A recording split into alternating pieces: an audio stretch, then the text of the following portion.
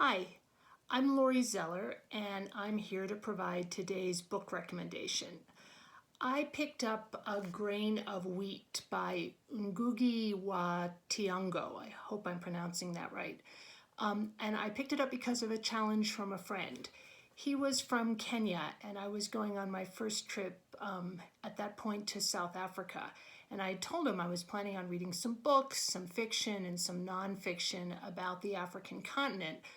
But when I mentioned the writers I planned to read, they were all European in origin. And he suggested, kindly for the most part, that I needed to read some writers that were actually African. And he suggested several. This one, A Grain of Wheat, has stayed with me.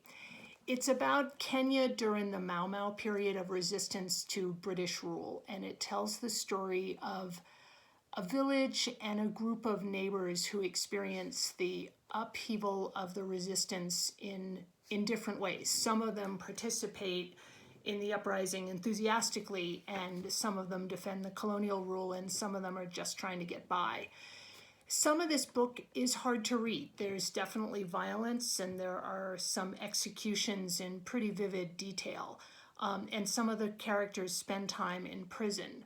There is a general kind of uplift to the story overall that was very satisfying by the end of the book. Among the central characters are a carpenter, Thiong'o, and his wife Mumbi.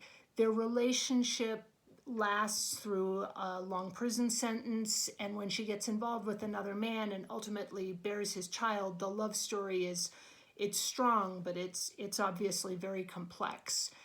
The Mau Mau uprising was ultimately successful, and British colonial rule ended in 1963, and this book was published a few years later. The writer weaves the narrative of what's going on politically in the country into the story he's telling about the village, and I enjoyed that a lot. I love to travel, and I love to meet people from other countries and other cultures. And during this time when we can't travel and gather, I'm trying to read things that give me comfort, but also things that challenge me to think about the world in different ways and through different people's experiences. As Americans, whether we were born here or whether we came here as immigrants, my own parents were immigrants, I think we are asked to understand other people's points of view and build the country together. Like a quilt with many colors and types of fabric. And reading books like this helps me do that. I read this book in its English translation, and I found the language very poetic and very beautiful. I hope you give this a try, and happy reading.